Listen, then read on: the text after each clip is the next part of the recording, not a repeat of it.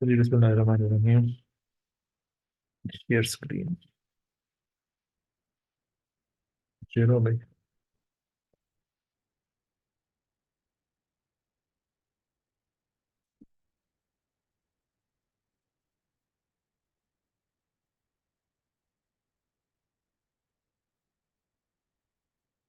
अच्छा जी। हाँ।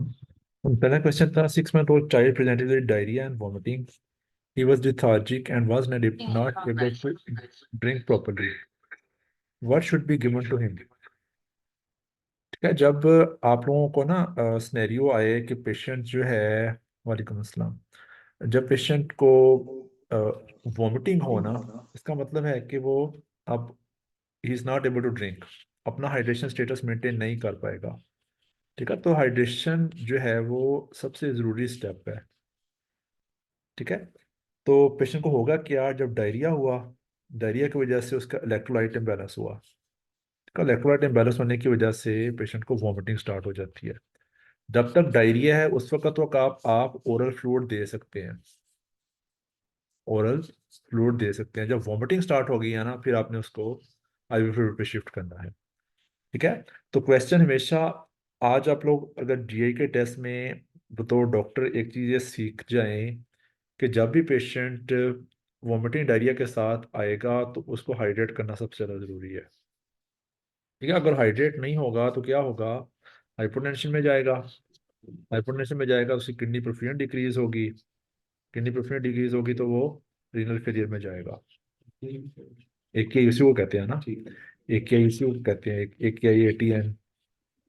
ठीक है, तो हर वो पेशेंट जो डायरिया, वॉमिटिंग, ब्लीडिंग है पेशेंट को, या पेशेंट को बर्न का पेशेंट है, उसको फ्लूइड लॉस हो रहा है बहुत ज़्यादा, या कोई एब्डोमाइलिसिस है, या किसी वजह से उसके जिस्म से पानी का बहुत ज़्यादा ज़िया हुआ है, गर्मी में काम किया, सख्त स्वेटिंग हुई है, तो उसको हाइड्रेट करना बहुत ज़रूरी है। ओरल ले सकता है तो ठीक है, वरना अगर वॉमिटिंग हो रही है तो हमेशा आईवी छोड़ देना है। ठीक है, next question is which one of the following is a tumour marker for hepatocellular carcinoma. तो दिस इज अल्फा फेटोप्रोटीन। ठीक है, जो बाकी जो दो हैं, सी ए और CA 125, ये बाकी गट के जो हैं ऑर्गन्स, उनमें ये रेज होते हैं। ठीक है, अल्फा फेटोप्रोटीन स्पेसिफिक फॉर ACC। इस वजह से हम लोग पेशेंट का, अगर हमें अल्ट्रासाउंड के ऊपर, ये प्रैक्टिकली आप लोगों ने देखा होगा, मैस नजर आया है लिवर के अंदर। ठीक है, तो नेक्स्ट टाइम हम लोग करते रहते हैं, पेशेंट का AFP लेवल करवाते हैं। ठीक है, अच्छा, जो होते हैं ट्यूमर मार्कर्स, इनको हम एज ए डायग्नोसिस के लिए यूज नहीं करते। इनको हम लोग हमेशा यूज करते हैं देखने के लिए कि डिजीज को जब हमने ट्रीट कर दिया था तो उसकी रिकरेंस तो नहीं हो गई हुई, और ट्रीटमेंट रिस्पॉन्स को, फर्स्ट किया पेशेंट को ACC था और उसका अल्फा फेटोप्रोटीन 1200 था।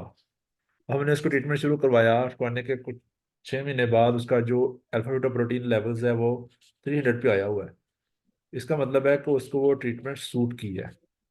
ठीक है, लेकिन पेशेंट कुछ अर्से बाद, उसकी ट्रीटमेंट जब बंद हो गई, कुछ अर्से बाद दोबारा अब्डोमिनल पेन डिस्टेंस के साथ गया, दोबारा अल्फा फेटोप्रोटीन करवाया तो वो आ रहा है कि 1700। तो इसका मतलब है कि ट्यूमर जो है वो रीग्रो हो गया हुआ है। ठीक है, तो आप लोग अल्फा फेटोप्रोटीन को इस, यानी कि ट्यूमर मार्कर्स को इन कॉन्टेक्स्ट देखें कि इनको हम लोग यूज करते हैं तो देखने के लिए ट्रीटमेंट रिस्पॉन्स, और ट्यूमर दोबारा रीग्रोथ नहीं हो गया होगा। ठीक है, अच्छा जी। फिर है 10-year-old boy presented in the emergency room with lightheadedness, fever, diarrhea. Since last week, the boy has a low-grade fever, chills, malaise, anorexia, and albert diarrhea. For the question, the dad remembered that a recent bout of diarrhea for which had not been treated. On physical examination, the boy has rose spots on his tongue.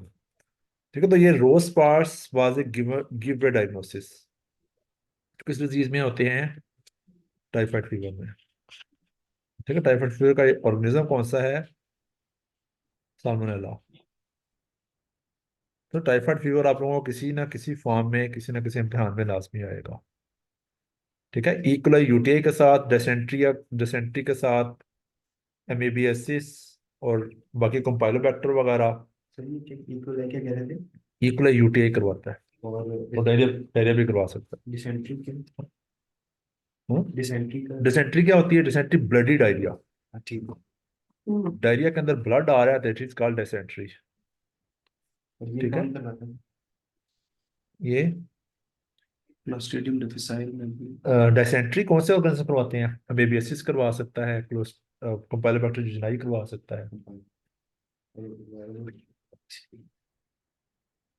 ठीक है? अच्छा, a 70-year-old man diagnosed with lower end of esophageal carcinoma, how will you feed? आप patient को esophageal carcinoma है, इसका मतलब है कि उससे खुराक निगली नहीं जाएगी। ठीक है, तो पर रूट तो उसका खत्म हो गया, उसके लिए हम फीडिंग गैस्ट्रोस्टमी करवाते हैं। कितने आए नूरे? ठीक है, फीडिंग तेरे कितने? गैस्ट्रोस्टमी 34। करवाते पास हो गया मैं, 50% तो ले लिए यार। कमाल। नीचे जाके हैं। अच्छा जी। ठीक है। पैरेंटल रूट जो है वो बड़ा डिफिकल्ट हो जाएगा, स्पेशली जब पेशेंट को हमने डिस्चार्ज करके घर भेज दिया। पैरेंटल का मतलब है कि हमें उसको वो देना है, सिर्फ क्या कहते हैं उसको, आईवी देना है। तो घर पे तो आईवी मेंटेन नहीं ना कर पाएगा, उसको इंजेक्शन कैसे लगेंगे घर पे? निशान किस चीज का हाल है? चलो, 70 और patient diagnose with lower end of the, हाँ, फीडिंग का समझ लग गई कि उस पेशेंट की गैस्ट्रोस्टोमी करवाएंगे। सर 70 फीडिंग में जैज भी हो सकती है, फीडिंग जिनोस्टमी भी हो सकती है। लेकिन प्रेफरेबल बाय गेस्ट्रोस्टोमी। गैस्ट्रोस्टमी की ना केयर ज़्यादा मुश्किल नहीं होती। जो आपकी ड्यूडेनम होती है ना, उसकी वाल बड़ी डेलिकेट सी होती है। अगर आप लोगों ने हम लोग तो चूंकि डालते हैं ना, पैक ट्यूब होती है उनको तो, जी जी जी जी। परकिंसंस एंडोस्कोपी गैस्ट्रोस्टोमी ट्यूब, हम्म। उसकी ना केयर बनिस्बत जुजिनोस्टमी की आसान है। तो जो पैक होती है ना, वो हार्ड होती है, सिलिकॉन की बनी हुई होती है। लेकिन अगर आप अपना जुजिनोस्टमी ट्यूब, अगर आपको याद होगा ना, उसका मटीरियल वैसा होता है जैसा फोलिस का होता है। हम्म। इस वजह से उसको उसकी केयर थोड़ी ज़्यादा डिफिकल्ट होती है। जैज की फीडिंग जैज की पैक की फिट सर। फिटिंग जुजिनोस्टमी की ठीक है। वो जल्दी प्रेफरेबल। खराब हो जाती है। ठीक है। और 70 पेशेंट डायग्नोज विद लोअर, अच्छा, lower end of the esophageal carcinoma should be found on fetal geniotomy. A surgeon is performing appendectomy. How will you identify appendix? तो अपेंडिक्स जो है ना, इसको हम लोग लोकेशन, इसकी लोकेशन और इसके टीनिया कोलाई से आइडेंटिफाई करते होते हैं। ठीक ठीक है, तो इसमें option will be both A and B. ठीक है। लोकेशन आपको पता है ना, अपेंडिक्स की लोकेशन क्या होती है? Right lower quadrant. Right lower abdomen में होती है, सीकम के एंड पे होती है, इलियोसेकल ये जंक्शन, इलियोसेकल जंक्शन के बाद नीचे करके ट्यूबुलर स्ट्रक्चर होता है। सिटीनियम लाइन बताइएगा सर प्लीज। टीनिया कोलाई जो होते हैं कि ये जो आपकी कोलन होती है ना, उसके ऊपर ये मौजूद होते हैं, पेरिटोनियल फोल्ड्स होते हैं। ठीक ठीक। ठीक है। अच्छा, again which are the,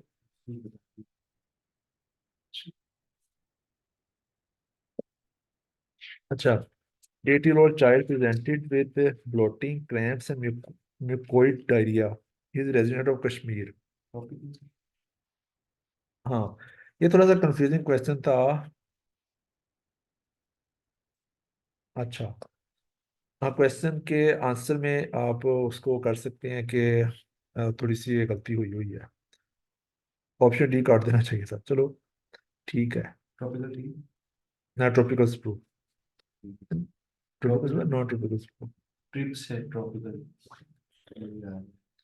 trip से ट्रॉपिकल, ठीक है। अच्छा, जो पेंक्रियाज इंसफिशियंसी है ना, उसके साथ पेशेंट को क्रोनिक पेंक्रेटाइटिस होगा, उसकी वजह से पेशेंट को मसला होगा फीडिंग के अंदर। आपके लैक्टेस डेफिशिएंसी में हिस्ट्री होगी, बचपन से उसको दूध जब भी पीता है उससे मसला हो रहा है।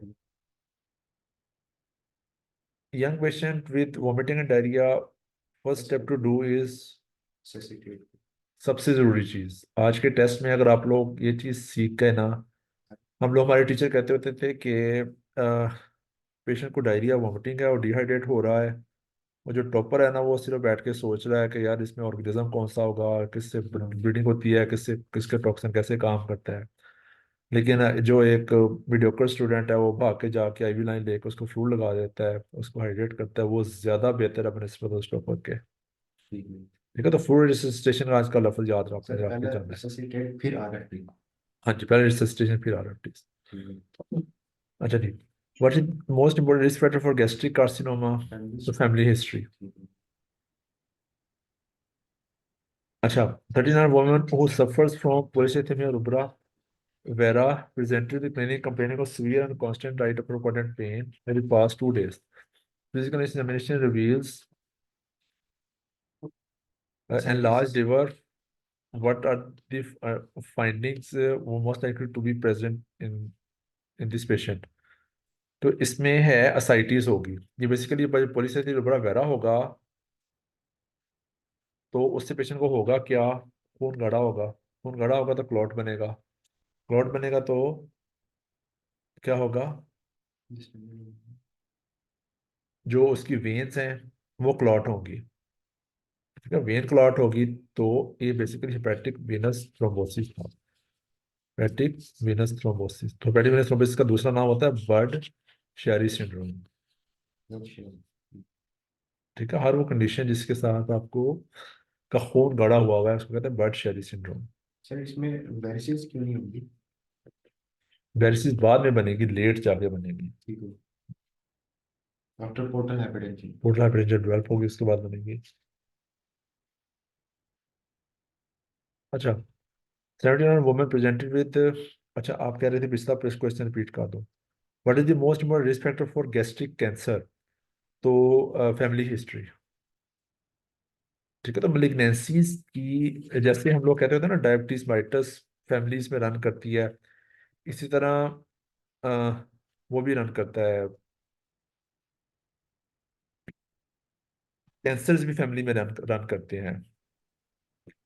Young patient with vomiting and diarrhoea, first step to do. वो जो हमने सबसे पहले क्वेश्चन पे बात की थी, अगर आप लोग ये चीज सीख के चले जाएं कि हर वो पेशेंट जिसको वॉमिटिंग और डायरिया और डिहाइड्रेट होगा तो अपने इसको फ्लूइड लगाना है। तो fluid resistance is the first step. कोई भी इन्वेस्टिगेशन से पहले जो काम करना है वो फ्लूइड देना है, करना है। ठीक है। अच्छा जी, नेक्स्ट इज इसकी समझ लगी क्वेश्चन 9 की। क्वेश्चन 9 में पॉलीसाइथिया में रुबरा वेरा था। कोई पेशेंट रुबरा से खून गाढ़ा हुआ, खून गाढ़ा होने से पेशेंट को बर्ड शेरी सिंड्रोम हुआ, हेपेटिक वेनस थ्रोम्बोसिस हुई। वेनस थ्रोम्बोसिस के नतीजे में पेशेंट को क्या हुआ है? Bird Chiari syndrome. और उसका जो दूसरा कंपोनेंट होता है वो असाइटिस डेवलप होती है पेशेंट को बैक प्रेशर की वजह से। अच्छा जी, a 79 man woman presented with weight loss over the past 2 months associated with proboscis, worsening dull, constant abdominal pain, alistity, nausea, examination notable for a palpable perimbilical node, as well as a left supraclavicular lymph node, which is defined with the most likely diagnosis. ठीक है, तो ये CA stomach है basically. ठीक है, CA stomach है। इसमें ये जो सुप्राक्लेविकुलर नोड होता है ना, इसको हम कहते हैं वर्चूस नोड्स। वर्चूस नोड्स, जैसे इस पेशेंट के अंदर देखें आप, उसकी गर्दन के ऊपर सुप्राक्लेविकुलर जी ये नोड्स हैं। वर्चुअस नोड्स ये किस चीज का साइन होते हैं? Gastric carcinoma. ठीक है, तो ये बड़ा फेवरेट सवाल है पार्ट 2 का भी और एग्जाम्स का भी, वर्चुअस नोड्स क्या होते हैं, सुपरक्लेविकुलर नोड्स होते हैं। और जो दूसरा इन्होंने लिखा हुआ था ना, एक तो सुप्राक्लेविकुलर नोड है और दूसरा पेरिम्बलाइकल नोड है। जो पेरिम्बलाइकल नोड है उसको कहते हैं sister Mary Joseph nodules. System Mary Joseph nodules. ठीक है, वर्चुअस नोड्स और सिस्टर मैरी जोसेफ नोड्यूल्स, जो दो बड़े मशहूर नोड्यूल्स हैं। एग्जामिनेशन में हम लोग इनको लास्ट में इनको ढूंढने की कोशिश करते होते हैं। अच्छा जी, 70-year-old woman is taken to the hospital by her son after 2 bouts of bilious vomiting. Although she normally has healthy appetite, over the past 3 days she has had little interest in eating. Furthermore, her belly has become rigid and diffusely tender. X-rays will reveal dilated loops of small intestine, which is finally is responsible for the patient's condition. अगर आप लोग इस scenario से पहचानने की कोशिश करो तो सिनेरियो क्या चीज़ है कि बेसिकली पेशेंट को इंटेस्टिनल ऑब्स्ट्रक्शन है। आपको सर्जरी के सिनेरियोज के अंदर इंटेस्टिनल ऑब्स्ट्रक्शन किसी ना किसी फॉर्म में लाजमी आएगा, ठीक है, बोथ इन स्टेप 1 और बोथ स्टेप 2 में इसका एक्सरे आता होता है, एक्सरे एब्डोमेन इरेक्ट, ठीक है। अच्छा, तो हिस्ट्री ऑफ एब्डोमिनल सर्जरी इसका आंसर था कि पेशेंट की सर्जरी हुई, सर्जरी के नतीजे में एडहेजन्स बनी, एडहेजन्स की वजह से पेशेंट को इंटेस्टिनल ऑब्स्ट्रक्शन हुई है।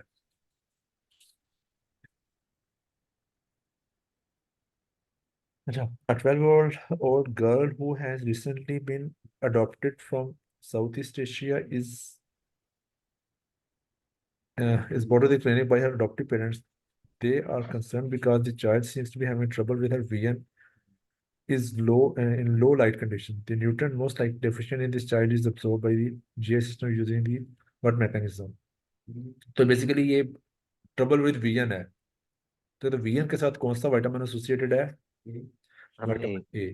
ठीक है, विटामिन ए पहले ढूंढा आपने, विटामिन ढूंढने के बाद आपने देखना विटामिन ए की एब्जॉर्प्शन कैसे होती है, तो ये माइसेल डिपेंडेंट ट्रांसपोर्ट होती है। माइसेल डिपेंडेंट, ये थोड़ा सा मुश्किल क्वेश्चन था। माइसेल डिपेंडेंट ट्रांसपोर्ट है। इंट्रिंसिक फैक्टर मीडिएटेड ट्रांसपोर्ट, ये बीट वर्क भी करता है। सर ये मेरी ना स्क्रीन पे एक निशान सा आ रहा है, समझ नहीं आ रही है इस चीज का है। इस पे आ रहा है? जी हाँ। अच्छा, वो बात तो फिर पता चलेगा फिर इसका ठीक होगा। चलो खैर। अच्छा, हम लोग कहाँ पे थे, कौन से क्वेश्चन पे थे? माइसेल, इसके पता चल गया ना। विटामिन, सबसे पहले आपने ढूंढना है कि विटामिन ए है। आपको एक एग्जैक्ट यहाँ तक भी क्वेश्चन आ सकता है कि which of the vitamin is not being absorbed, तो विच विटामिन का मसला, तो वीएन के साथ विटामिन ए का लफ्ज याद रखना है, वीएन के साथ विटामिन ए का लफ्ज याद रखना है, ठीक है। अच्छा, 26 old man with hep C is being treated medically while he awaits for liver transplantation. One of the drug he is taking causes him to have periodic fever and chills and sense of depression that he did not have prior to the treatment. This one is drug most likely responsible for the patient's adverse effects. ठीक है, तो ये बड़ा ही मशहूर side effects हैं patient पेगलेटेड interferons के, ठीक है।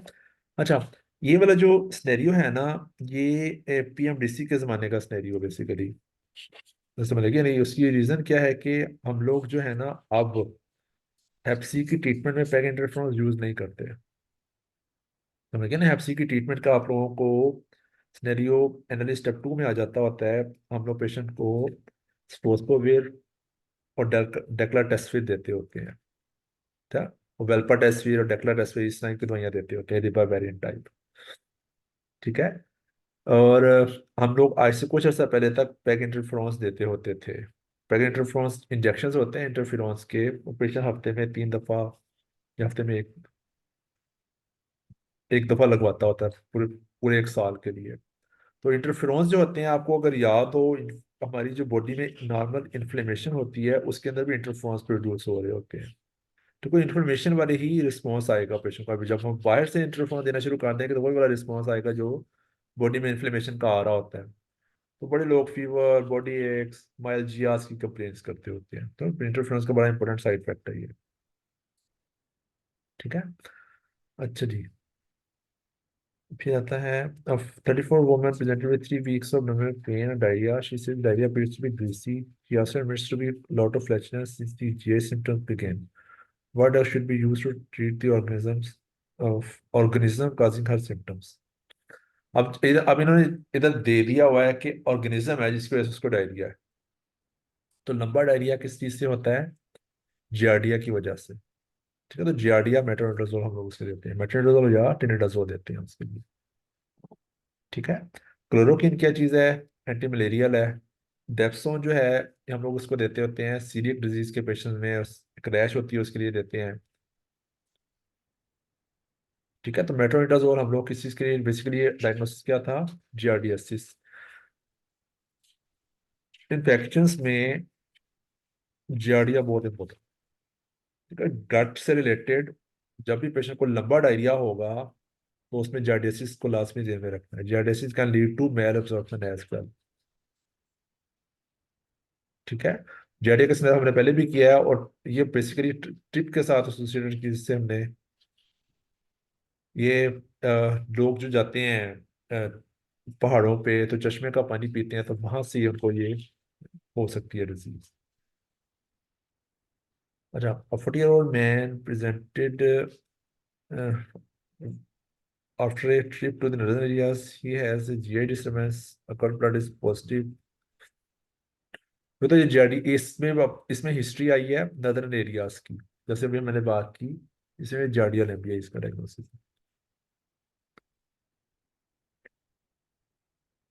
अच्छा, a 50-year-old female with 8-hour history of severe abdominal pain. Initially, it is periumbilical but shifted to right iliac fossa. Rovsing is positive and has rebound tenderness. ये sir हमारे exam का दो ये results। ये जो क्वेश्चन है ना, ये एनालिस्ट स्टेप 1, एनालिस्ट स्टेप 2 हर जगह पे आएगा। क्योंकि अपेंडिसाइटिस जो है एक ऐसा डायग्नोसिस है, आपको याद होगा अगर हाउस ऑफ किसी बंदे ने आपसे कोई प्रोसीजर करवाया होगा ना, तो अपेंडिक्स ही करवाई होगी। तो अपेंडिक्स के जो साइन है ना, आप लोगों को लाजमी आने चाहिए। ये तकरीबन हर दूसरे इम्तिहान में अपेंडिक्स के साइन आते होते हैं। मैंने कल निकाल के रखे थे किसी जगह पे, ये रहा। ये वाली जो पिक्चर है ना, आप लोग इसका स्क्रीनशॉट ले लें। ठीक है, तो रोफसिंग साइन, इलियोसवास साइन, मैकबर्निस साइन। ठीक है, तो ये साइंस हम लोग आपसे पूछते होते हैं कि क्या एक एक ऑब्जर्वेटर साइन। ठीक है, रोस्टिंग साइन क्या है कि हम लोग जो अपेंडिक्स का दर्द होता है राइट इलियक फोसा में होता है, अगर मैं यहाँ पे palpate करूँ लेफ्ट इलियक फोसा में, पेशेंट को पेन यहाँ पे भी हो, तो दिस इज रोस्टिंग साइन। ठीक है, ऑब्जर्वेटर साइन क्या होता है कि जो आपकी अपेंडिक्स होती है वो इरिटेट करती है आपकी पेरिटोनियम को, तो थाई की इंटरनल रोटेशन से पेशेंट को पेन होगी, उसको कहते हैं ऑब्जर्वेटर साइन। ठीक है, और इलोसोइड साइन क्या होता है कि जो आपकी राइट हिप की एक्सटेंशन करें तो उससे पेन हो, तो उसको इलोसोइड साइन कहते हैं। और टेंडरनेस आपको पता है, इसको हम मैकबर्नीज पॉइंट कहते हैं। वहां पर टेंडरनेस है, उसको मैकबर्नीज साइन। तो ये जो अपेंडिसाइटिस की जो साइंस हैं, ये आपको लाजमी आने चाहिए। रोफसिंग्स, ऑब्चुरेटर, इलोसवास, मैकबर्नीज साइन।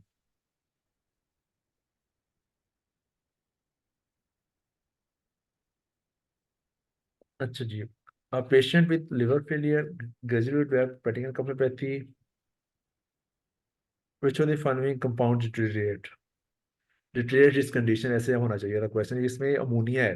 पेटिन नेफ्रोपैथी की पैथोफिजियोलॉजी में मेन रोल किस चीज का होता है? अमोनिया का होता है। ये भी हमारे एग्जाम। ठीक है, तो ये भी एग्जाम क्वेश्चन है बेसिकली। हम लोग बड़ी बाज का जब पेशेंट का डायग्नोसिस ना बन रहा हो, पेशेंट नोन केसेस सीएलडी का और एल्टर स्टेट ऑफ कॉन्शियसनेस के अंदर है, तो उसमें जाके हम कभी कभी फिर अमोनिया का लेवल्स करवा लेते होते हैं पेशेंट का। रूटीन में नहीं करवाते, जो काफ़ी एक्सपेंसिव पड़ जाता है पेशेंट को ना। बेसिकली होता क्या है कि आपकी जो गट होती है इसमें नॉर्मल फ्लोरा होता है, आपको पता है ना इस चीज़ का। तो फ्लोरा जो है ना वो आपका, जब पेशेंट कॉन्स्टिपेशन होती है तो स्टूल ज़्यादा देर तक स्टे करता है। ठीक है, तो वो जो बैक्टीरिया होते हैं अमोनिया ज़्यादा प्रोड्यूस कर रहे होते हैं। ठीक है, अच्छा, 30-year-old man presented with profuse diarrhea from 2 hours with vomiting. He seems toxic and dehydrated. He had dinner at a function in which multiple meat dishes were served 3 hours earlier. What is the cause of the diarrhea? अच्छा, जब patient ना early present हो जाए, ठीक है, early present होने का मतलब ये है कि अभी बैक्टीरिया के पास तो इतना टाइम नहीं था कि उसके बैक्टीरिया ग्रो होके उसको इन्वेट कर गए हों। तो इसका मतलब है उसके खाने में कोई ऐसी चीज थी जो पहले से ही टॉक्सिक थी। तो ये बेसिकली पी फॉर्म टॉक्सिन है, स्टेप 4 इसके टॉक्सिन है। तो ये बड़ा इंपॉर्टेंट क्वेश्चन है ये। इसके लिए कोई वीडियो मैंने, हाँ, ये टॉक्सिन्स के ऊपर ना मैंने एक बनाई हुई है, मैं आपको भेजता हूँ थोड़ी देर में। अच्छा, तो प्री फॉर्म टॉक्सिन जो है ना वो जैसे स्टेफ 2000 फोरियस का, वो आपके खाने में शामिल होता है और उससे पेशेंट के लिए डायरिया हो जाता है। बेसिकली वॉमिटिंग पहले होती है, बाद में डायरिया होता है। ठीक है। अच्छा, और abnormal opening between skin and intestine is called fistula. Sinus और फिस्टुला में क्या डिफरेंस होता है? साइनस होती है ब्लाइंड ट्रैक्ट, फिस्टुला क्या होता है? दो एपिथेलियम को एक हालो सब्जेक्ट से लेके आपकी स्किन की ओपनिंग तक, या दो हालो ऑब्जेक्ट्स के अंदर की जो कनेक्शन है उसको हम फिस्टुला कहते हैं। ये स्किन है, ठीक है, दो एपिथेलियम्स को आपस में जो चीज मिलाएगी दैट इज कॉल्ड फिस्टुला। ठीक है। अगर उसका एंड मालूम नहीं है तो वो साइनस है, like pilonidal sinus. Indication for immediate surgery in biliary tract obstructive jaundice, definitely, क्योंकि अगर ऑब्स्ट्रक्टिव जॉन्डिस को ट्रीट नहीं करेंगे तो क्या होगा कि पेशेंट को फिर कोलोंजाइटिस होगा, फीवर होगा। ठीक है, और फीवर होगा पेशेंट डीआईसी में जाएगा, कॉम्प्लिकेशंस में जाएगा। जी। अच्छा, alkaline phosphatase in gamma GT level rise in. अच्छा, गामा जीटी का लफ्ज आए ना तो अल्कोहल है। ठीक है, अल्कोहलिक हेपेटाइटिस के ये फीचर्स हैं दोनों। अच्छा जी, what statements is correct regarding Budd Chiari syndrome? Budd Chiari का हमने पहले भी थोड़ी देर पहले बात की थी, किसके साथ एसोसिएशन है? खून गाढ़ा होने के साथ। खून गाढ़ा होगा तो जमेगा, ये मतलब हेपेटिक वेन थ्रोम्बोसिस। ठीक है। अच्छा, 45 man with hep C found to have 3 centimeters basically in the right lobe of the liver। और ये फिर वो HCC का ट्यूमर मार्कर। ये एग्जाम क्वेश्चंस है पाकिस्तानी एग्जाम के ना, मैंने आप लोगों को अगर डे 1 पे आप लोगों ने ये फॉलो किया मुझे तो एक मैंने असूल बताता होता हूँ कि पाकिस्तानी जो एग्जाम्स होती है ना, उनके पास करने के दो मेन प्रिंसिपल्स हैं। दो मेन प्रिंसिपल हैं। पहला प्रिंसिपल है कि अपीयर लाजमी होना है। जब आप एग्जाम में अपीयर होते हैं ना, आपके पास होने के चांसेस होते हैं। अगर आप अपीयर ही नहीं होते तो फिर पास होने का कोई चांस नहीं होता। ठीक है। वो दूसरा सूझ होता है कि इसमें आप लोगों ने पास पेपर्स लाजमी करने होते हैं, क्योंकि उनके पास एक पूल बना हुआ पड़ा होता है, उसमें से बार बार ये दो रात दे रहे होते हैं इम्तिहान में क्वेश्चंस। अल्कालाइन फॉस्फेटेज और गामा जीटी इकट्ठे राइज होना एक ही पेशेंट के अंदर तो अल्कोहलिक हेपेटाइटिस में होते हैं, अल्कोहलिक लिवर डिजीज के अंदर होते हैं। अच्छा जी।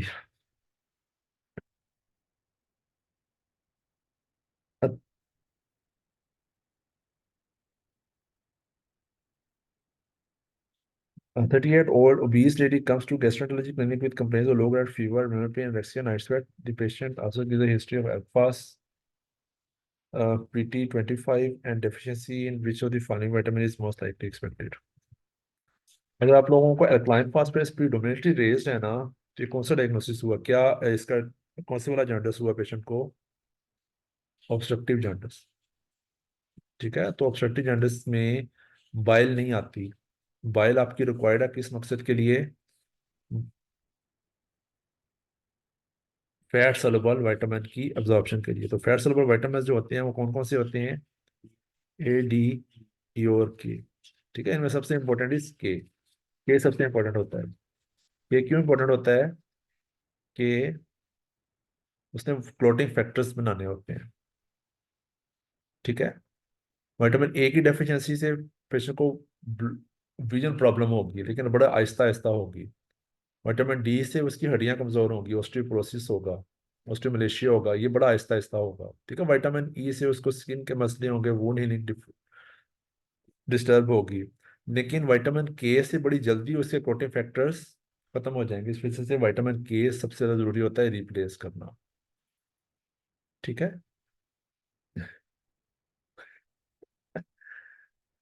अच्छा।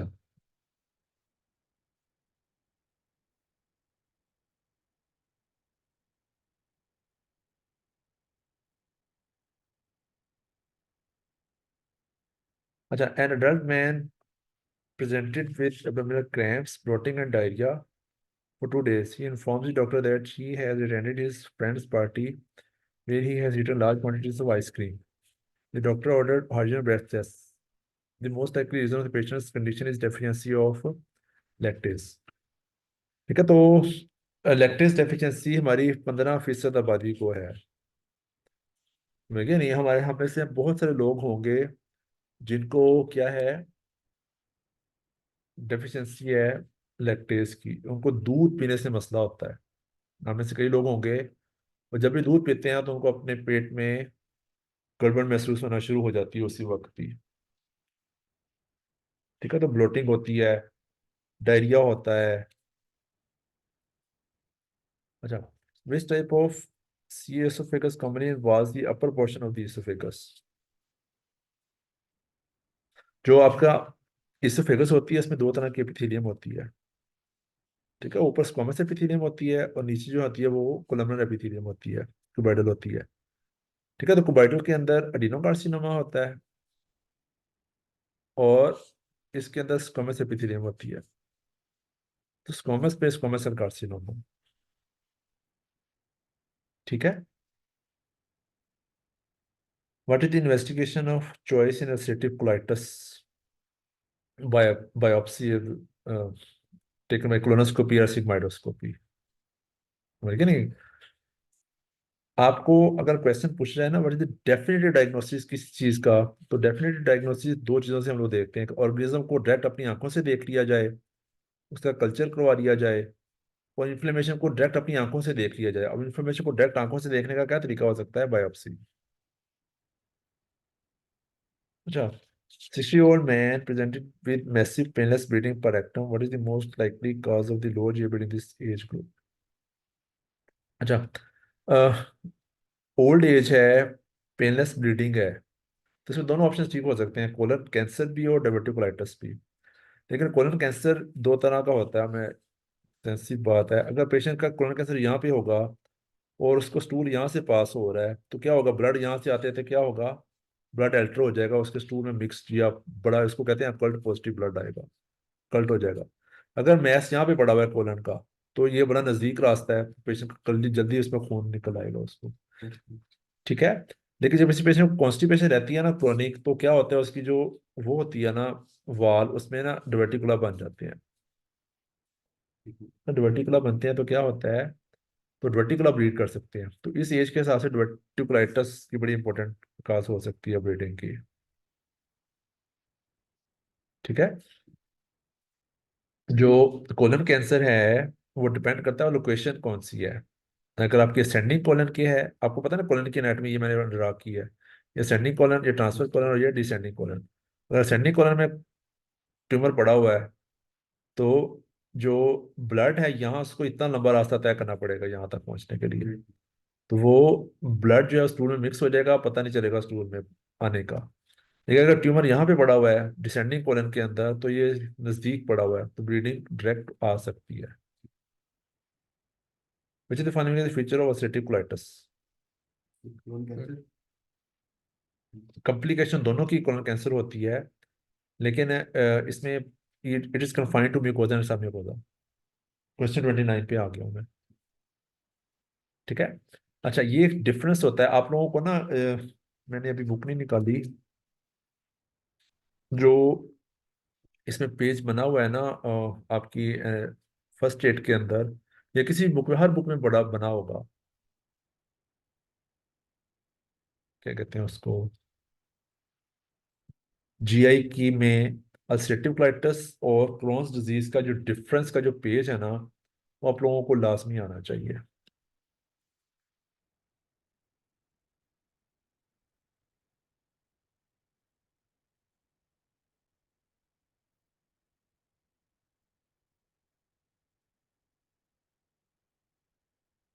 ठीक है, कि जो अल्सरेटिव कोलाइटिस है ये सुपरफिशियल होती है, क्रोन्स डिजीज जो है वो सारी लेयर्स को इन्वॉल्व करती है।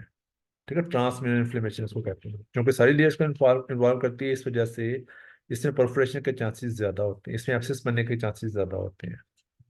ठीक है, ये जो पेज है ना इसका आईबीडी में क्रोन्स और अल्सरेटिव की का जो कंपैरिजन का जो पेज है, ये आप लोगों को लाजमी इसमें एक, एक लफ्ज इंपॉर्टेंट है। इसमें, एक एक लफ्ज इंपॉर्टेंट है। इसमें, ठीक है, ये जो पेज है ना इसका आईबीडी में क्रोन्स और अल्सरेटिव की का जो कंपैरिजन का जो पेज है, ये आप लोगों को लाजमी इसमें एक एक लफ्ज इंपॉर्टेंट है। इसमें, ठीक है, ये जो पेज है ना इसका आईबीडी में क्रोन्स और अल्सरेटिव की का जो कंपैरिजन का जो पेज है, ये आप लोगों को लाजमी इसमें एक एक लफ्ज इंपॉर्टेंट है। इसमें, ठीक है, ये जो अच्छा जी, IBS is diagnose according to which criteria? तो इसके लिए रूम्स क्राइटेरिया यूज करते हैं। रूम्स क्राइटेरिया होता है कि तीन चीजें होती हैं। IBS is a diagnosis of exclusion. IBS हमें से बहुत सारे डॉक्टर्स को है, समझ गया नहीं? IBS में पेशेंट को अल्टरनेटिंग कॉन्स्टिपेशन और डायरिया होता है। उन लोगों में ज्यादा होता है जो वरीड ज्यादा होते हैं, जो जिनको स्ट्रेस ज्यादा होती है। ठीक है, इसमें हम लोगों ने देखना ये होता है कि पेशेंट को पिछले सिम्टम्स या 3 महीने से ज्यादा परसिस्ट कर रहे हैं, पहली। दूसरा, कभी कॉन्स्टिपेशन होती है, कभी डायरिया हो जाता है, दूसरा। तीसरा, जब उसको कॉन्स्टिपेशन होती है उसके एब्डोमिनल पेन ठीक हो जाती है। ठीक है, और जो इसमें रात के वक्त डायरिया नहीं होता। कई पेशेंट को अगर रात को डायरिया हो रहा हो तो डायग्नोसिस इज नॉट IBS, उसको कोई डिजीज है, कोलन की अपनी डिजीज है।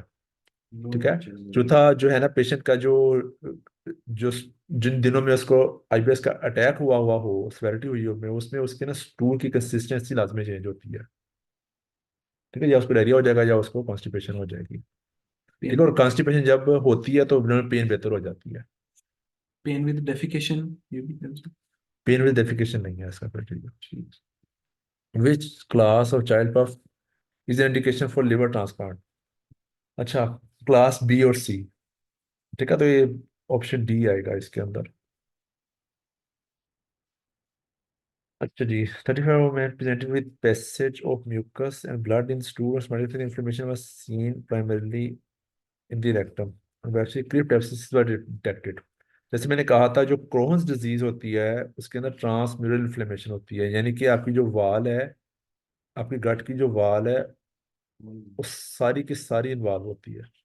जब सारी की सारी वाल इन्वॉल्व होगी तो इसके अंदर ही एब्सेसिस बनेगी। वो इसका ही खदशा होगा परफोरेट होने का। ठीक है, और इसका ही खदशा होगा कि जब दूसरी कट के साथ जुड़ेगी तो जो हमने पहले बात की थी, फिस्टुला पर क्रिएट होने की। ठीक है, फिस्टुला क्या चीज होती है? दो एपिथेलियल कंटेनिंग दो हालो विस्कस जो है वो आपस में कनेक्ट हो जाए, उसको कहते हैं फिस्टुला फॉर्मेशन। क्या कहते हैं? Fistula formation. अच्छा, 35 old female with history of chronic constipation presented with swelling in umbilical region. Swelling is painless, manually reducible. So this is parambilical hernia. 32, जब पेशेंट को की हिस्ट्री पे एब्सेसिस होना, तो abscesses is feature of Crohn's disease. इसमें अब मैं फिर आप लोगों को कहूंगा, ये जो पेज है इसका फर्स्ट एड का, ये वाला, इसमें से बहुत ज्यादा MCQs बनते हैं। ठीक है, crypt abscess sir crypt abscess किसका है?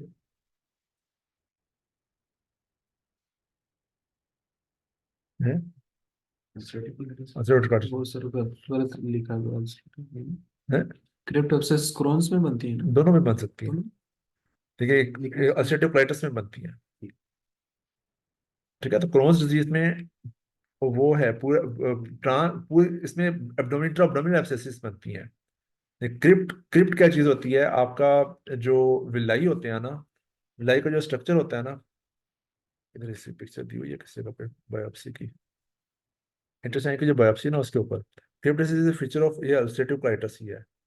हाँ, ये ulcerative colitis is the correct answer. ठीक है, तो जो क्रोन्स होता है ना, क्रोन्स के अंदर मैं वही कहने की कोशिश कर रहा था, क्रोन्स के अंदर फिस्टुलास बनते हैं और क्या कहते हैं, परफोरेशन होती है।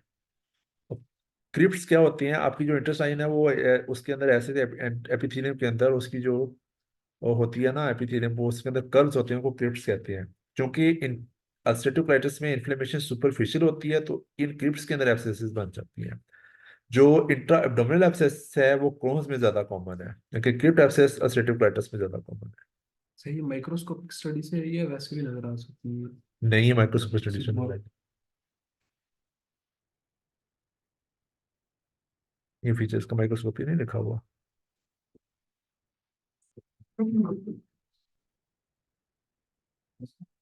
ये रहा, ये माइक्रोस्कोपी है।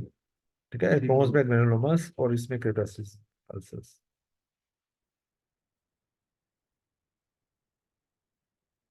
अच्छा, a man was treated for basis for 1 month. His physician wants to find out if he is carrier or not. On how many consecutive stool examinations should this patient be considered free from basis? तो 3 consecutive stools चाहिए होती हैं basically. अच्छा, a 30-year-old man with dysphagia to both liquids and solids. What is the investigation of choice? ठीक है, तो ये barium swallow है, बेरियम स्वेलो.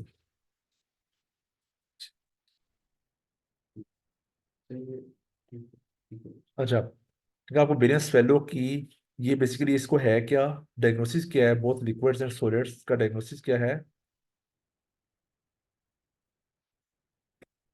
डिस्फेजिया? नहीं नहीं, एकलेजिया. एकलेजिया यंग एज है, यंग एज है, उसमें पेशेंट को एकलेजिया हुआ है बेसिकली. ठीक है, ठीक है, एकलेजिया. एकलेजिया में आप लोगों को क्या चीज मिलती है बेरियम स्वेलो पे? Bird beak appearance, bird beak appearance. 60-year-old man presented in emergency with acute pain, right iliac fossa and vomiting for 1 day. Examination there is tenderness in the right iliac fossa. TLC is raised with shift to left. ठीक है, right iliac fossa pain with raised TLC with tenderness. तो mental score इसका पूरा यहीं पे पूरा हो रहा है. This is appendicitis. समझ गया नहीं? राइट iliac fossa की अपेंडिक्स का क्वेश्चन, अपेंडिक्स की अपेंडिक्स जो है ना, आप लोगों ने हर जगह से करनी है. सर्जरी का आपका स्टेशन कोई ना कोई अपेंडिक्स किसी ना किसी फॉर्म में आपको इम्तिहान में लाजमी आएगी. सर ये 34 वाला कह रहा है, रिपीट कर दिए. हमें बेसिस है, अब उसको वंस कैरियर है कि नहीं है, उसने कितने चाहिए स्टूल्स? 3 स्टूल्स चाहिए होते हैं. सर वो कह रहे हैं बुक में ये है, दिया हुआ है, कहीं पे लिखा हुआ है या ये ये मुश्किल क्वेश्चन है. पास्ट है? ये बुक से लिया है वो, हाँ, फर्स्ट ईयर की. इंटरनेट से ढूंढ लें इसको. नॉलेज की कोई इंतहा है? गैस्ट्रोएंटरोलॉजी, गैस्ट्रोएंटरोलॉजी को सेकंड फेलोशिप कर दिया हुआ है. पहले एफसीपीएस मेडिसिन करो, फिर आप गैस्ट्रो में पार्ट 2 करो. सिर्फ अल्सरेटिव कोलाइटिस के ऊपर एक पूरी फेलोशिप है. मेरा भाई जो है ना, वो ईआरसीपी फेलो है. सिर्फ ईआरसीपी में फेलोशिप है उसकी. वो मेरा जो साला है उसकी फेलोशिप है न्यूरो गैस्ट्रोएंटरोलॉजी में. पाकिस्तान में शोभा ही नहीं है ये, न्यूरो गैस्ट्रोएंटरोलॉजी. न्यूरो गैस्ट्रोएंटरोलॉजी में. नॉलेज की कोई इंतहा नहीं आप लोगों का जो है. न्यूरो एंडोक्राइन ट्यूमर सुने थे. हाँ, न्यूरो गैस्ट्रोएंटरोलॉजी का ट्यूमर है. इसमें से काफी, इसमें तकरीबन जो 20% क्वेश्चन है ना, वो पास पेपर्स में से हैं. मीन्स के 15 से 20 अरे ये क्वेश्चन हैं. इन स्टूल वाला भी एक पास पेपर में आया हुआ है सर. हाँ वही ना, पास पेपर्स में ये 3 स्टूल कंसेक्टिव 3 स्टूल टेस्ट करना. हाँ. अच्छा जी. 50 man with bleeding per rectum and with altered bowel habits. Old age with altered bowel habits with bleeding per rectum. ठीक है, तो इस पेशेंट का लाजमी तौर पे क्या होना चाहिए? स्टूल कंप्लीट, स्टूल कंप्लीट में तो जो कि रेप आ ही गया ब्लड, कोलोनोस्कोपी होनी चाहिए इस पेशेंट की. ठीक है, क्यों? क्योंकि वो जो मैंने, जैसे मैंने आपको कहा, ओल्ड एज और सीए कोलन, इनका आपस में बड़ा राब्ता है. आपको अनीमिया का केस आए, कोई पेशेंट है, आप प्रैक्टिकली काम कर रहे हैं, अनीमिया का पेशेंट है और ओल्ड एज है, तो उसका आप लाजमी तौर पे स्टूल कंप्लीट एग्जामिनेशन करवाएंगे. ठीक है, स्टूल में उसके ब्लड आ गया, तो ब्लड आने के बाद उसका नेक्स्ट स्टेप क्या होगा? हमेशा कोलोनोस्कोपी. ठीक है. अल्टर्ड बाउल हैबिट से क्या मुराद है? अगर फर्ज कि यहाँ पे पेशेंट का ट्यूमर पड़ा हुआ है, तो क्या होगा कि यहाँ से स्टूल पास ही नहीं कर पाएगा, पेशेंट को कॉन्स्टिपेशन हो जाएगी. यहाँ पे स्टूल इम्पैक्ट हुआ पड़ेगा होगा तो, और यहाँ से उसको ऊपर से डायरिया होना शुरू हो जाएगा. कभी कॉन्स्टिपेशन, कभी डायरिया. इसको कहते हैं अल्टर बाउल हैबिट्स. पहले stool for occult blood then colonoscopy. अगर पहले ब्लीडिंग उसको हो रही है, फिर तो कोई ब्लड करने का फायदा ही नहीं ना. अच्छा. क्योंकि तो ब्लड, अगर अनीमिया है, अनीमिया के वर्कअप में बड़ी important investigation is to complete examination. ठीक है। अनीमिया के पेशेंट का स्टूल कंप्लीट लाजमी करना। पूरी दुनिया में अनीमिया की मोस्ट कॉमन काज क्या है? किसी को पता है इस चीज का? Iron deficiency, iron deficiency. Iron deficiency की मोस्ट कॉमन काज क्या है? क्रॉनिक डिजीज, नहीं। ट्यूमर, जो मतलब इसका जवाब देगा उसका इनाम मिलेगा। नो, डाइट नहीं है। ब्लडी डायरी, चुमुने चुमुने। Pin worms, pin worms, hookworm infestation. आप लोग जो गांव में रहते हैं उन्होंने जेंटल का सिरप बड़ा सुना होगा। जी सर, लोग की अपने जानवरों में जेंटल पिलाते ने। वो ना हमारा एक दोस्त होता था, वो कहता है कि हमारे एक डॉक्टर साहब को ना बड़ी आदत थी जेंटल लिखने की ना। एक बंदा आया, वो कहता मैं दरख्त से गिर पड़ा, चोट लगी है। तो उसने उसको भी जेंटल लिख के दो। बहुत हैरान हुआ कि तुम्हें इसको क्यों जेंटल लिख के दी? कहता कि ऐसा कीड़ा था तो ऊपर चढ़ा था ना। तो जो है ना, एनकाइलोस्टोमा ड्यूटेनल जो पिन वर्म्स हैं, पूरी दुनिया में मोस्ट कॉमन काज है आपकी आयरन डेफिशिएंसी की। अच्छा, year-old boy with abdominal pain, bilious vomiting after he struck his abdomen against the bicycle handlebar. What is the most likely diagnosis? अब पेन है और bilious vomiting है आफ्टर 10 days। जो trauma के बाद जो ऑर्गन सबसे डिफिकल्ट होता है ना करना, उसको डैमेज करना, वो पेंक्रियाज होता है। ठीक है। तो पेंक्रियाज को चोट लगी थी। पेंक्रियाज की इमिजिएटली कोई कॉम्प्लिकेशन नहीं आती पेशेंट को। ठीक है। वो आहिस्ता आहिस्ता अपने अंदर जख्म सहता रहता है, तो फिर बाद में उसकी सिम्टम्स आना शुरू होती है। तो पेंक्रियाटिक कंटूजन है इसके अंदर। ठीक है। ड्यूरल हेमाटोमा होता तो पेशेंट को उसी वक्त ही कोई ये ब्लीड होता है, या अगर बाहर से कंप्रेस कर रहा है तो पेशेंट को इंटेस्टिनल ऑब्स्ट्रक्शन वाले फीचर्स आ रहे होते हैं। ठीक है। गैस्ट्रिक परफोरेशन होती तो पेशेंट, गैस्ट्रिक परफोरेशन एक तो मैकेनिज्म नहीं है, डंडे से लगा के परफोरेशन कैसे हो जाएगी। ठीक है। अगर पेनिट्रेटिंग वुंड होता तो गैस्ट्रिक परफोरेशन हम लोग सोचते हैं। ठीक है। रीनल कंटूजन होती तो आपको तो यूरिन में ब्लड आता। अच्छा, which type of necrosis is seen in patient with chronic pancreatitis? तो इसकी भी आंसर में ना गलत लिखा हुआ है, एंजाइमेटिक नेक्रोसिस कोई चीज नहीं होती। तो ये लिक्विफेक्टिव नेक्रोसिस सही है। ठीक है। तो लिक्विफेक्टिव नेक्रोसिस होती है। आपको याद होगा पैंक्रेटाइटिस की कॉम्प्लिकेशन होती है एक सूडोसिस फॉर्मेशन। आप लोगों ने केस भी देखा होगा सूडोसिस का। ठीक है। वार्ड में पड़े होते हैं, पैंक्रेटाइटिस कॉम्प्लिकेट होकर ना सूडोसिस फॉर्मेशन हो जाती है, बेसिकली लिक्विफेक्टिव नेक्रोसिस की वजह से। ये नेक्रोसिस की जो टाइप्स है ना, ये पैथोलॉजी का बहुत इंपॉर्टेंट टॉपिक है। ठीक है। एक पेंक्रियास की नेक्रोसिस आती है, एक ब्रेन की आती होती है। ब्रेन में कौन सी नेक्रोसिस होती है? उसमें भी लिक्विफेक्टिव होती है। अच्छा, ब्रेन में भी ब्रेन में भी लिक्विफेक्टिव नेक्रोसिस होती है। What is the treatment of first degree haemorrhoids? जो फर्स्ट डिग्री हेमराइड्स होते हैं उनके अंदर सिंपल आपने ऑपरेशन को कहना होता है, कॉन्स्टिपेशन नहीं होने देनी।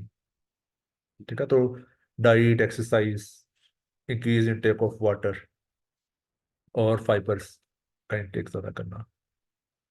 अच्छा, 52 man is brought to the emergency due to repeated coughing and vomiting. Endoscopy shows a deep bleeding ulcer on the posterior wall of the duodenal bulb. The patient's ulcer has not likely penetrated within the arteries. अच्छा, ये बहुत important question है। अगर आप लोगों को याद हो, ये याद होना चाहिए आप लोगों को कि जो ब्लड सप्लाई है ना, वो कहाँ से? एक होती है coeliac trunk. Coeliac trunk 3 arteries में कन्वर्ट होती है। Coeliac trunk. ठीक है। अच्छा जी, सीलेट ट्रंक की ये जो ब्रांच है ना, ये वाली, ये ये posterior part of the duodenum से गुजर रही है। अगर ये स्टमक है, ये स्टमक है, स्टमक से ड्यूडेनम शुरू होती है। ये वाली जो ब्रांच है ये पीछे से गुजर रही है। ठीक। अगर यहाँ पे अल्सर होगा तो अल्सर पीछे इस आर्टरी को इरोड करेगा। पता चल रहा है ना? जी। ठीक है। तो बड़ी दफा ऐसे होता है कि पेशेंट मैसिव अपर जी ब्लीड के साथ होता है। पोस्टीरियर वाल पे अगर अल्सर है तो उसने गैस्ट्रोड्यूनल आर्टरी को इरोड किया हुआ है। ठीक है। तो ये पिक्चर याद रखें, आपको ये याद रहेगा। ठीक है। स्टमक, स्टमक के आगे ड्यूडेनम, और ड्यूडेनम का जो फर्स्ट पार्ट है इसके पोस्टीरियरली गुजरती है गैस्ट्रोड्यूडेनल आर्टरी। इस जगह अल्सर होगा तो किसको करेगा? आप इस एनाटॉमी के बेस पे आप लोग याद कर सकते हैं कि कहाँ पे अल्सर होगा तो कौन सी आर्टरी रप्चर हो सकती है। ठीक है, ग्रेटर कर्वेचर पे, स्टमक के ग्रेटर कर्वेचर पे अल्सर होगा तो लेफ्ट गैस्ट्रोएसोफेजिक आर्टरी रप्चर होगी। अगर पेशेंट की लेसर कर्वेचर पे होगा तो कौन सी आर्टरी हो सकती है। ठीक है, लेकिन मोस्ट कॉमनली जो होती है ना, ड्यूडेनम का अल्सर ज्यादा कॉमन है इसमें स्टमक के अल्सर के, क्योंकि एच पाइलोरी से ज्यादा एसोसिएटेड होता है तो गैस्ट्रोइंटेस्टाइनल आर्टरी, इसको ज्यादा याद रखनी है। अच्छा, diffuse oesophageal spasm is best diagnosed by manometry. Definitely जितने भी केसेस हैं जिनमें प्रेशर मेजरमेंट आप लोगों का डिफरेंस आ रहा है, प्रेशर आप लोगों ने मेजर करना है, तो उनमें हम लोग मैनोमेट्री का लफ्ज यूज करेंगे। पैकिंग में तो ये सब स्पैज्म में प्रेशर आ गया ना, प्रेशर डिफरेंसेस आ गया। इस वजह स्पैज्म का पता क्या होता है, नट क्रैकर एसोफेगस। वो डिफ्यूज जिसमें इसोफेजियल स्पैज्म, पेशेंट खाना खाता है तो खाना खाते हैं उसको चेस्ट पेन होती है। नट क्रैकर जब खाना गुजरता है उसकी लेफ्ट इसोफेगस में रीनल से। वेल, जी, लेफ्ट रीनल वेल की बिटवीन एओर्टा और ड्यूडेनम वेल। रीनल रीनल कितों आ गया, इसोफेगस है। नट खाना इसोफेगस में से गुजरना है ना, इसोफेजियल स्पैज्म की बात हो रही है ना। आपने नट क्रैकर सिंड्रोम। नट क्रैकर इसोफेगस है। अच्छा अच्छा sorry। हाँ, नट क्रैकर इसोफेगस भी ये होता है कि डिफ्यूज स्पैज्म हो जाता है इसोफेगस का डिफरेंट लेवल्स पे। मैनोमेट्री से हाँ, जब भी प्रेशर की कोई चीज आए ना, एक्लेजिया भी प्रेशर का मसला है, इस वजह स्पैज्म भी प्रेशर का इशू है, तो मैनोमेट्री है इसका आंसर। अच्छा जी, 55 old male presented with complaints of constipation, vomiting, renal pain, distension following hernia repair.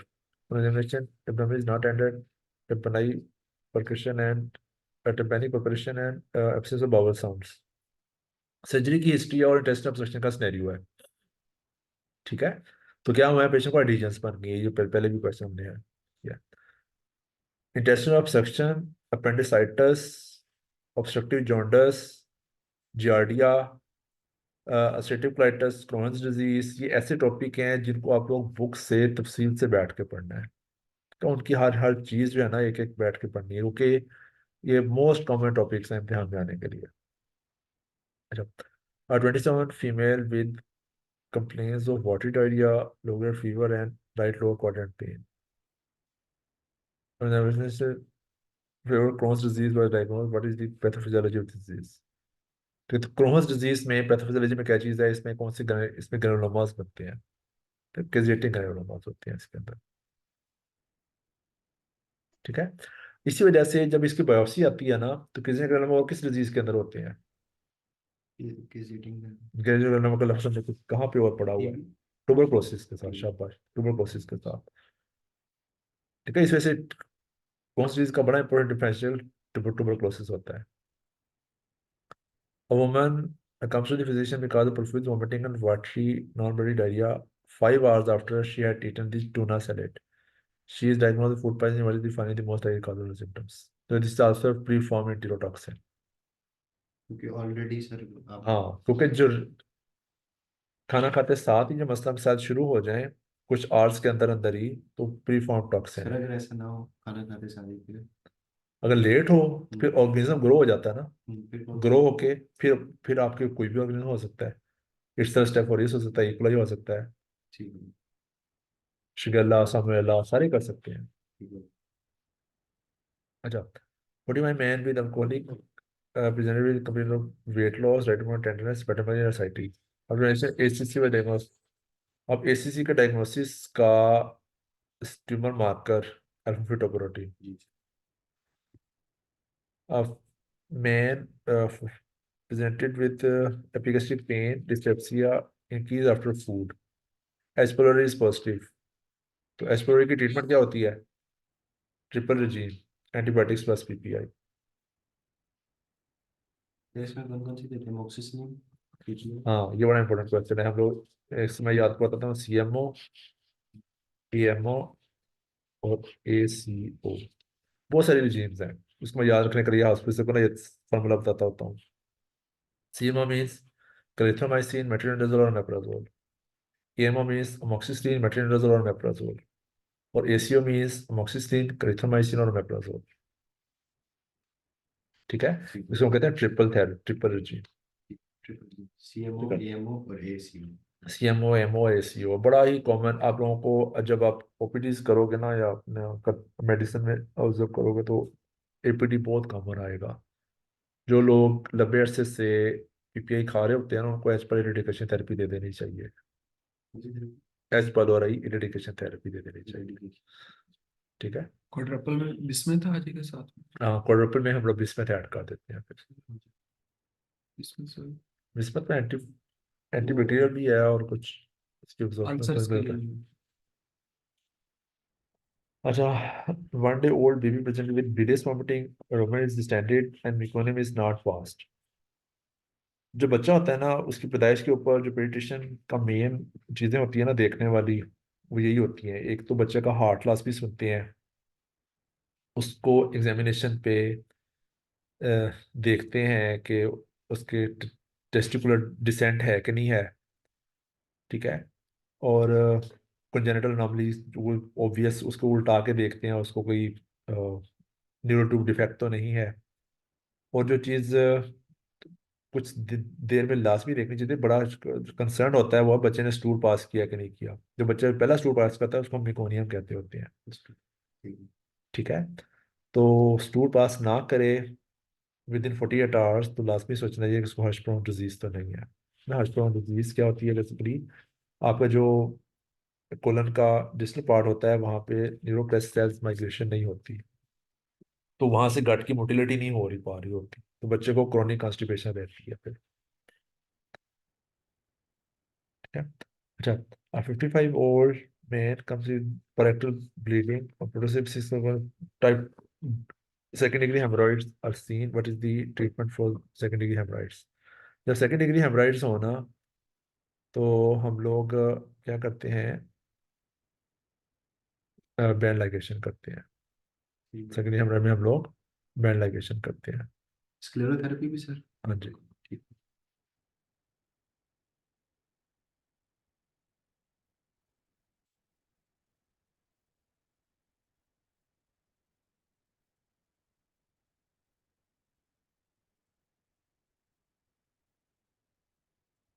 Sir 21 MCQ के कह रहे हैं, उसमें वो ये थे करेक्ट आंसर की में था कोलेंजाइटिस। तो एक सेकंड से, एक सेकंड।